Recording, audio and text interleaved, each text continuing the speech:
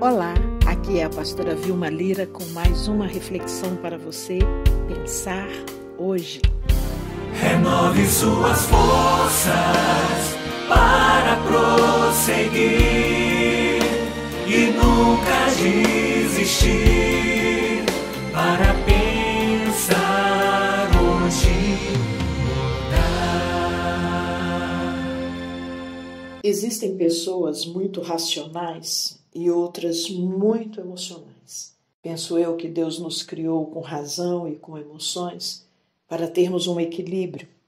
E junto com tudo isso, nós ainda temos o que chamamos de volição, quer dizer, vontade própria, até mesmo para que a gente queira ter esse equilíbrio.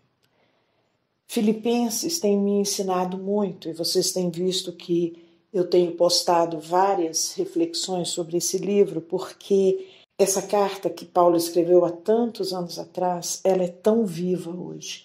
É uma carta que retrata a alegria em meio ao sofrimento, o contentamento em meio ao sofrimento. Então, para mim, tem sido um alento ler, e não só ler, porque essa carta é pequena, são poucos capítulos, apenas 4, mas ler, reler, parar em alguns versículos e ver o que Deus pode ministrar ao meu coração. Aqui ou ali nessa carta, Paulo fala: alegrai-vos, sejam alegres, aprendam a viver contentes em qualquer circunstância, e ele vai falando coisas assim. Mas voltando ao que eu estava dizendo sobre pessoas racionais e pessoas emocionais, nós estamos vendo que as pessoas que são muito emocionais, em momentos como esse, que nós não temos controle, vão se acabando a cada dia num turbilhão de emoções, de uma tristeza, de um pânico, de um medo, de uma insegurança terrível, que tudo abala, que qualquer notícia abala e mexe, tira noites de sono.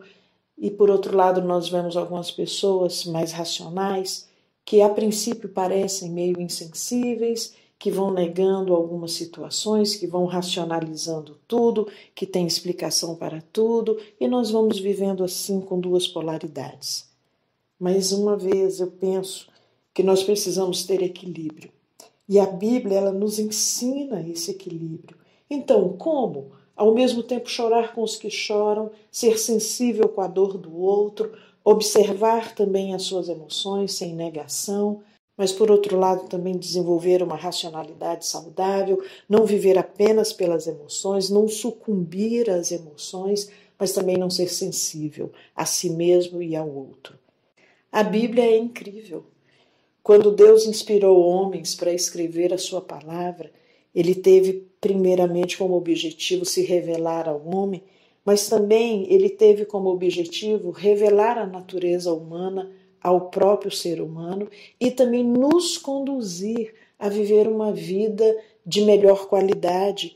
E através de Jesus e da palavra, da verdade que Jesus veio pregar e nos proclamar e colocar e inculcar nos homens essa palavra da verdade, vivendo de uma maneira, mesmo que em circunstâncias difíceis, de uma maneira leve e saudável, com o seu emocional e o seu racional em perfeito equilíbrio, com a sua espiritualidade saudável. A palavra de Deus nos ensina a viver de forma abundante, a viver de forma plena, a viver de forma real, a vivermos com as nossas emoções e a nossa razão perfeitamente equilibrados. Basta a gente ler. Então, com relação à tristeza, com relação à dor, e principalmente com relação à dor da nação, à dor do mundo, eu só me lembro de Neemias, lá no capítulo 1. Quando Neemias, lá numa terra distante, vivendo em cativeiro, ele recebe notícias ruins das pessoas, seus compatriotas, que estão sofrendo lá no seu país de origem, que o país está todo devastado, que há pobreza, que os muros estão todos no chão, que há ruínas. E a Bíblia diz que Neemias sentou e chorou por alguns dias.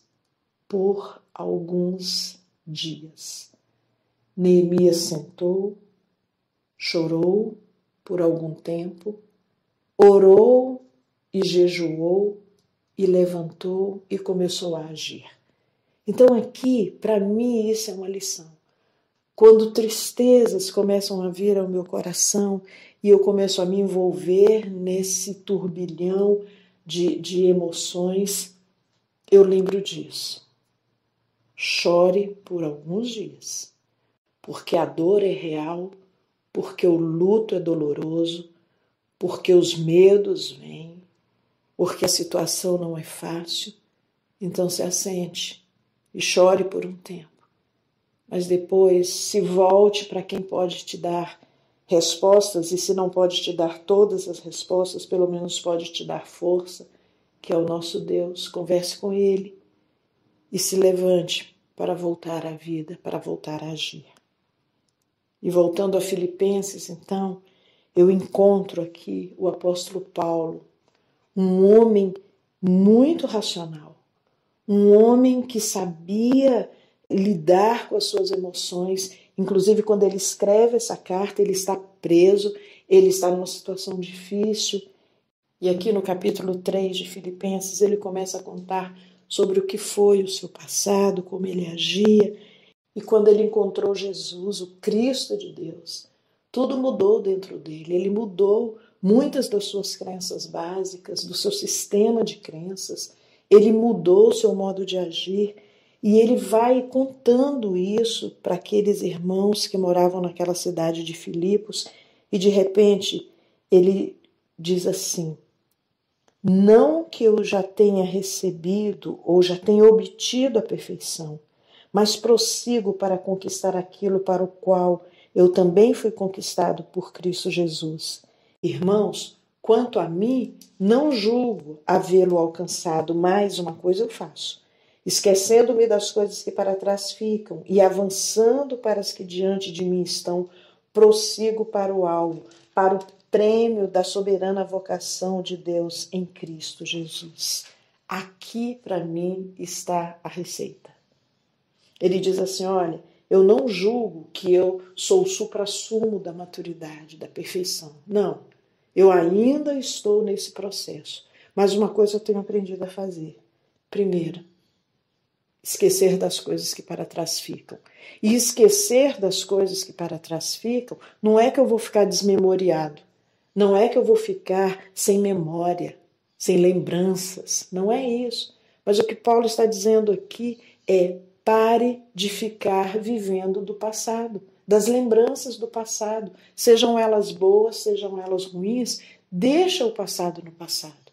Então existem pessoas que vivem no presente magoadas com coisas do passado, vivem no presente chorando as coisas do passado, vivem no presente carregando um luto por anos e anos e anos, vive no presente sofrendo pelo que já foi ontem.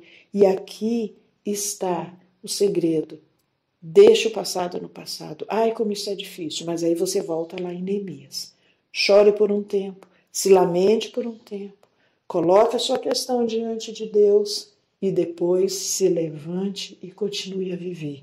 E aqui Paulo diz isso. Olha só: esquecendo-me das coisas que para trás ficam, avanço para as que diante de mim estão.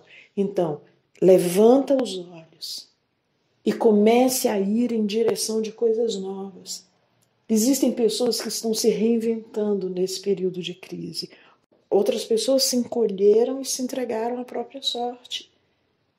Existem pessoas que estão indo à luta, fazendo, lutando e se levantando e prosseguindo, e um dia aqui chora, uma noite ali fica sem dormir, mas daqui um pouquinho conversa um pouco com Deus, se levanta e vai. E aqui ele fala assim: olha, eu avanço para o que está diante de mim.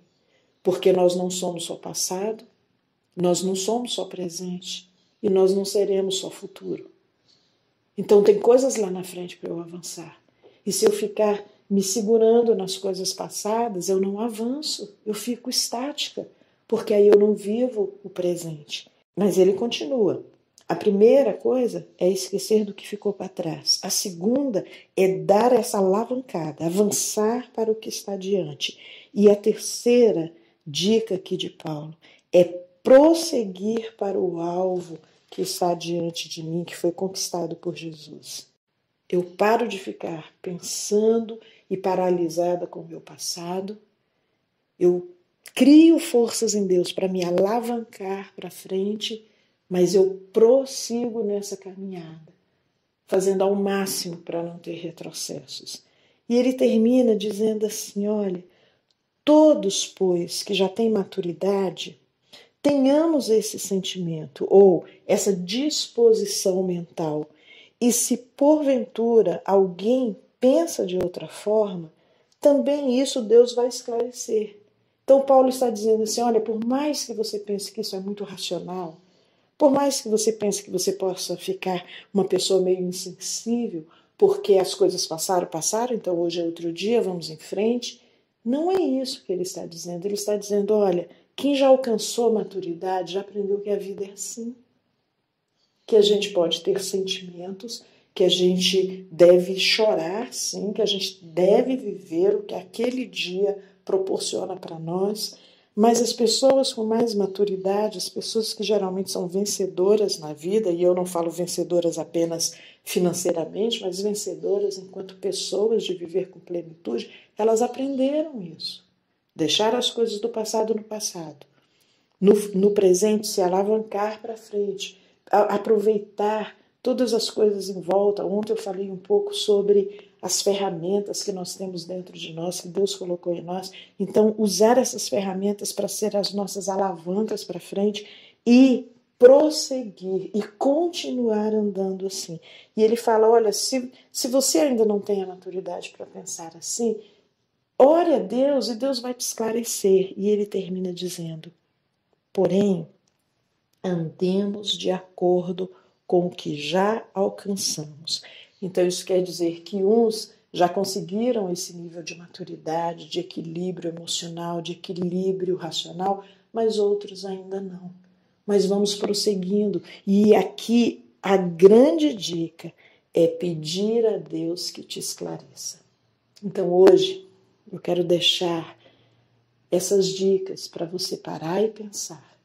Se você está muito atrelado ainda ao passado, nós vamos sair dessa pandemia e muitas pessoas vão sair feridas. Ontem mesmo eu tive a notícia de mais um falecimento do marido de uma amiga minha. Muitas pessoas vão sair feridas, e mesmo aquelas que não foram atingidas diretamente, nós todos estamos saindo diferentes, nós vamos sair diferentes dessa pandemia. Mas vai chegar um dia que nós vamos precisar esquecer do que para trás ficou. Agora talvez seja realmente o momento de chorar, de se lamentar, mas eu quero que você pense sobre isso, esquecendo das coisas que para trás ficam, esquecendo da dor, deixando para trás o luto, deixando para trás as perdas. Nós vamos criar novas oportunidades. E Deus vai nos dar novas oportunidades para vivermos bem, para crescermos novamente, para desenvolvermos nossas potencialidades, para sairmos de casa e abraçar as pessoas. Como eu tenho sentido falta disso. Ontem eu disse para o meu marido, olha, eu estou com saudade de gente ao vivo e em cores. Eu estou com saudade de abraços. E eu sei que nós estamos sofrendo com tudo isso. Mas existe um Deus pronto a nos ajudar, pronto a equilibrar o nosso racional e o nosso emocional. Então, se é tempo de chorar, que você sente e chore, mas por alguns dias, por algum tempo. Tristeza precisa ter tempo limitado. E depois você se levante, deixe o passado para trás, prossiga para o alvo, avance para o alvo, porque Deus tem coisas melhores para nós. Que Deus te abençoe nesse dia. Um beijo no seu coração. Para pensar hoje.